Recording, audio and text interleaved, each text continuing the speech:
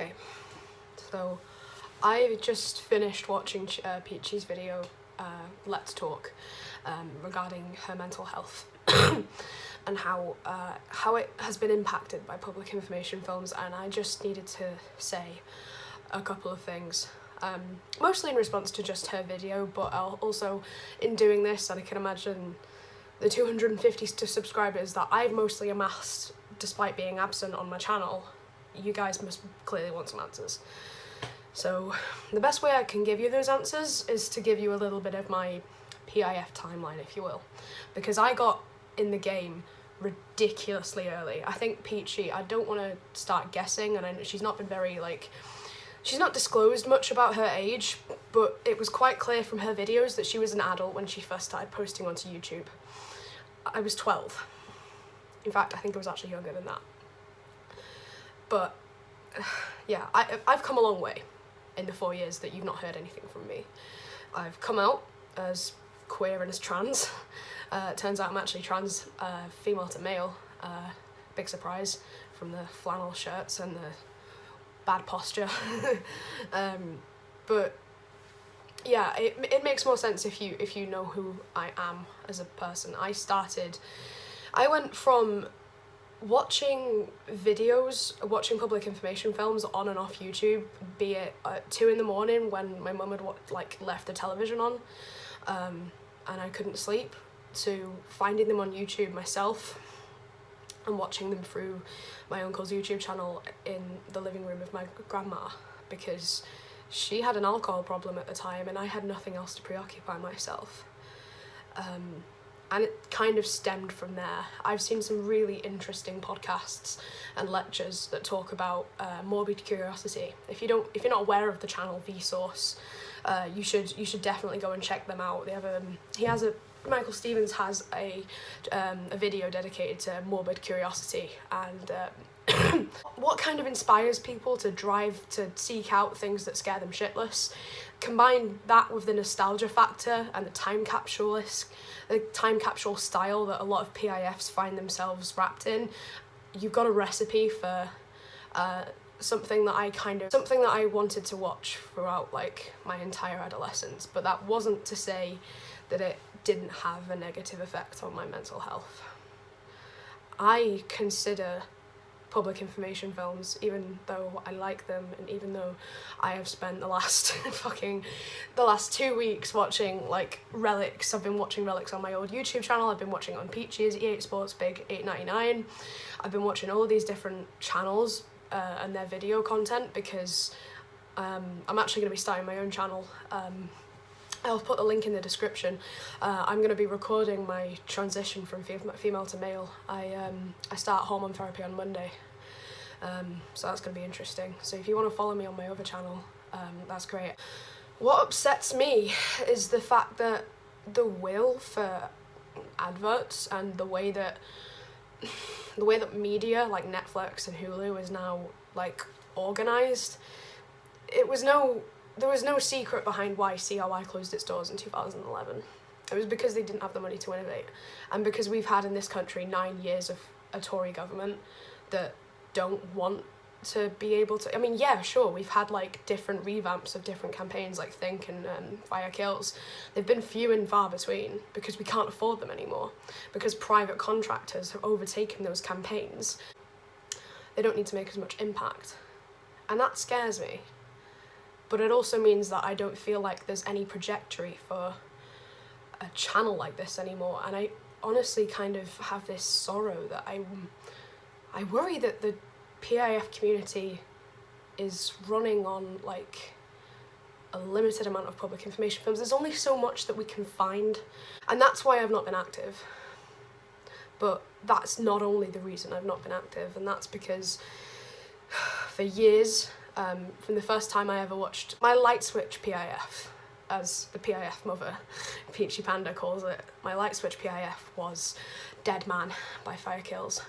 If you aren't aware of the plot to Dead Man by Fire Kills, it is essentially, it zooms out on a man's face, he appears to be dead, and then as it slowly moves out, this guy is quite clearly crying over his dead family. And this child goes, "Good night, Daddy," and he's crying in his burnt out flat. Now, I consider public information films to be my first encounter with trauma because for 5 months after I watched that PIF, I had this overwhelming and terrifying fear that that man was stood behind my bed. The fact that I'm in my own flat now, I am nearly 19 years of age. Sometimes I'll be sleeping on the other side of the bed facing the wall and I'll still be terrified that that man is coming to watch me and kill me. I am terrified of things being stood outside of my door. They're so numerous, and that's the thing, because I've seen so many of these adverts. Like, I'll have a flashback to the Samaritans one where he's on the telephone and it keeps ringing and he's like, I'm sorry, but if you can't pay your mortgage, then blah, blah, blah. The one with that woman getting covered in makeup, the vivisection one, where she starts screaming at the end after like all of the makeup has had loads of bad reactions to her face. I get flashbacks to the fox hunting, League Against Cruel Sports, either the Hunting We Will Go advert or the fucking and hang on. Hello. Sorry, I was looking through what I had been saying on the 2 videos that I filmed, like just as I was putting them together so I could upload this video, and I've missed out on a couple of things. I just want to explain, like, I got a little bit too into myself. Like when I went on a little bit of a rant because I just watched that video and I just watched like a couple of compilations, and it had sort of sent me a little bit. I don't know what it does. But I mean, I had a nightmare last night and I just wanted to clarify like a couple of things, because I don't think, as much as I want to do this and as much as like I really enjoy these kinds of adverts, I don't think it's good for my mental health, and I'll explain why. I think I'm vulnerable to this for a couple of reasons. First of all, I was diagnosed as autistic this year, about May, and that makes a lot of sense because people who are neurodivergent, but specifically people who are autistic and have lower thresholds for the kinds of scare factors and fridge horror and gruesome elements and psychological horror that quite a lot of PIFs contain. It makes me specifically vulnerable to being traumatized by those anyways, because I'm the kind of person who is traumatized by loud noises or crowded spaces. So going online to watch these kinds of videos, you know, I mean, I'm the kind of guy that's into sort of like horror movies and stuff that upsets me, and I whilst morbid curiosity explains a lot of why, because, you know, that kind of thing isn't just it's not just tied down to one specific group of neurodivergent people. Like, a lot of people experience morbid curiosity and it's totally normal. And also, you know, watching PIFs, all right, fair enough, it's not exactly mainstream, but it's not abnormal either. You know, you can have that kind of, you can have an interest like this and it's absolutely fine. But yeah, I just, I want to clarify that, like, relatively good position. I haven't been for the majority of my adolescence. I've struggled with anxiety and depression because of my surroundings and because I used to watch adverts like this and still do. Especially with being autistic, I'm also quite liable for what's called echolalia, or like earworms. Obviously you'll know what an earworm is. It's when you get a song stuck in your head or something, but echolalia is like where you get a string of words, or maybe a sentence or a catchphrase stuck in your head for a few days, and you'll keep repeating it either out loud or in your head. Now, there's quite a lot of social situations out there that can be ruined by you going under your breath. 5, 4, 3, 2. You know, the blast off PIF with a gross hand. I want a trigger warning here, just for trigger warning for when it comes to substance misuse. For somebody who watched, like, and grew up with an insane amount of, like, anti-drug PIFs, however ill-informed and racist and just downright, you know, bad at preventing drug use, and, you know, the system was already stacked up on drug users and it's criminalised people who need medical attention, and I can get into that in a whole other video. But for somebody who watched all of those adverts that were meant and designed to stop drug use, I've had addiction issues for the last 2 years. I've only just been clean off tramadol for I was clean a year ago in August.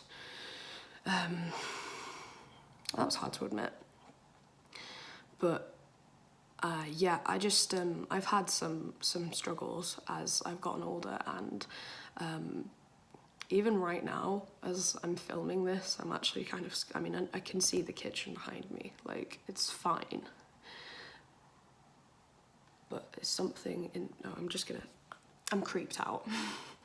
I get scared by this kind of thing, and I'm gonna go on to say that I don't feel like I can ever revamp this channel properly and stick to a regular upload schedule, unlike I said in all of my different videos, because it isn't worth me having to look over my shoulder and be paranoid about everything. And yeah, but also I just wanted to open up a bit of a debate as well as to and obviously this is a completely confidential topic, and I can imagine a lot of people would be really nervous about admitting their substance use on the internet, but I would just be interested into, like, even if you watch quite a lot of PIFs and you've seen the ones about anti-smoking and you still smoke, like, if you are, like, because that sums me up perfectly. I'll be diligent about this when I grow up. I won't do it, and I did, because obviously the stresses of life damaged me more than those PIFs could ever knock the message in, I suppose. But I don't imagine that it's the same for everybody. So to further add to Peachy's inquiry on how PIFs have affected everybody's mental health, I'd be very interested to know if it's affected your substance abuse, like whether or not you've heeded the word of these kinds of PIFs.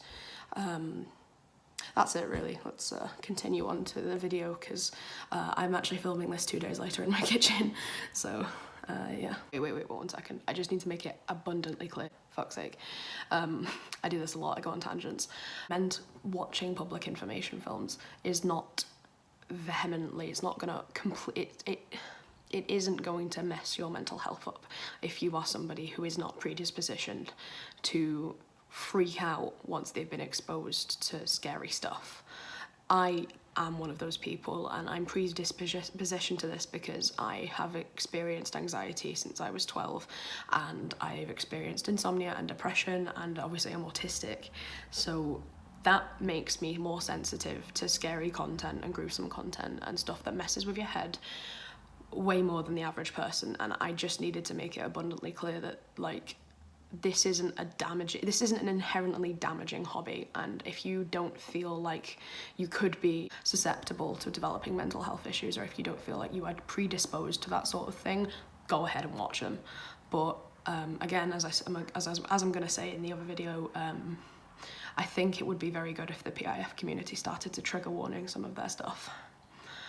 It's all well and good, like in Hello, I'm a Pizza's compilation, I know they put viewer discretion warnings. That's brilliant, but they need to be more specific.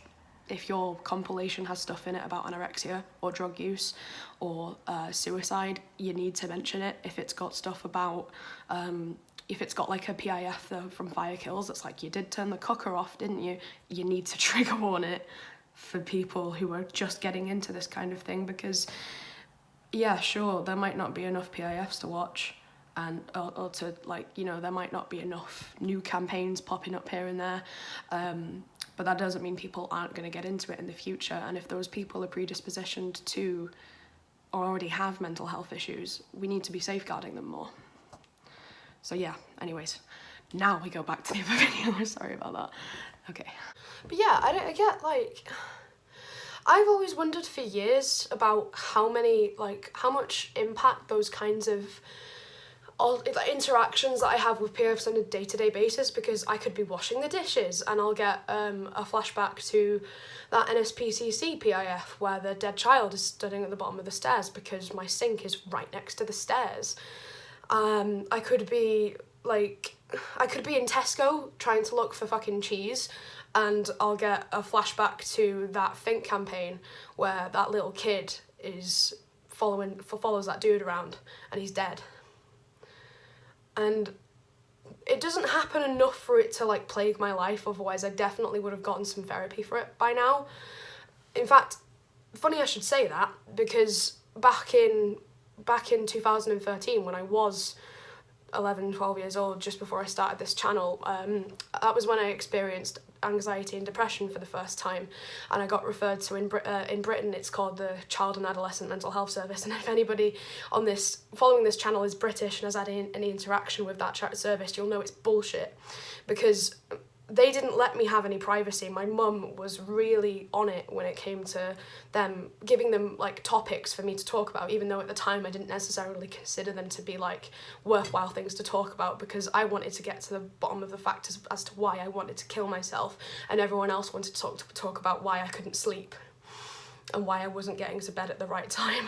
But unbeknownst to my 12-year-old self, the reason I couldn't get myself to sleep and in bed was because I was having flashbacks and nightmares to the PIFs I'd watched at such a young age. Honestly, if before this community had been kicked off in the mid-2000s, if we'd have had trigger warnings back then, I still don't think that would have stopped me, but it definitely would have given me some kind of warning. Because when you're that young and you watch public information films that are that, you know, full of horror and full of unexpected horror, you know, there's no trigger warning in a DETR PIF. But you know, I still don't think it would have stopped me, but it definitely would have warned me that the compilation or the countdown or the review I was about to watch was gonna have stuck with me in my head for the rest of my adolescence. So that's my take on it, and that's personally why I've never come back to this channel after so many years. And watching that video from Peachy Panda actually kind of, I started crying, because it's a topic among the PIF community that I don't think anybody's talked about rather than joked about, because it's very easy to joke about having like theme tunes from PIFs or like certain quotes or images emblazoned in your head that you can't get out at 2 a.m, but that really had an effect on me, and I don't think I've ever really spoken about it to anybody, let alone a bunch of people I don't know who've been subscribed to my channel for a ridiculous amount of years. Honestly, I don't know why you do it, because I don't think I'm ever going to upload again. And that makes me really sad, because the community of people who watch PIFs on this channel, on this platform, is such a tight-knit and such a wholesome bunch of people that I wish I had the stomach for more. But I don't. Oh my god, I didn't even film an outro. Amazing. I'm not sure that I'm ever going to upload a review or a compilation or like anything that actually like has public information films in it. I might do, but I would be worried at what cost like that would bring to my mental health, because I don't know if anyone else has had this, like after they've finished like editing a video that's got like a load of, like say you've just finished editing your compilation about your top 10 scariest PIFs, and you've had to like look at that melty face guy for like 5 hours so you can edit the video so that it flows properly. You know, personally that had a bit of an effect on my mental health as well. So I don't think I'd really be able to upload videos like that again, but I'd definitely be up for like in-depth analysis of, say, the anti-drug campaign, because there's a lot more that I should have that I'd like to talk about when it came to like talk to Frank adverts or American Partnership Against Drug Adverts, because some of the messages that they're perpetuating were, you know, fine, sure, they were confined to an era in time, but that doesn't make them any less problematic, in my view, personally. So it'd be lovely to sort of do some in-depth analysis on public information films, socio-economic context, and like how many people we're using, all that sort of stuff. I'd love to do that, and I think I might do it at some point. And when I said revamp the channel, that's kind of what I meant. But I don't think I can ever do reviews again, for the reasons I've outlined. So yeah. Here, finally, we have an outro. So, maybe see you in another video. You'll definitely see me on your comment pages, because I'm still probably going to watch these things, something I like doing. So, yeah. I'll see you in the comments. I'll see you in possibly an in-depth analysis. Because I won't just do, like, drugs. I could also do, like, you know, the downfall of fire kills, or why I think campaigns went so shit towards the end of the life of the COI. I think that's why, personally. But anyway, I'm gonna go now because this video is nearly 20 minutes long. So thank you, lovely PIF watchers, and I might see you soon. Maybe. Bye.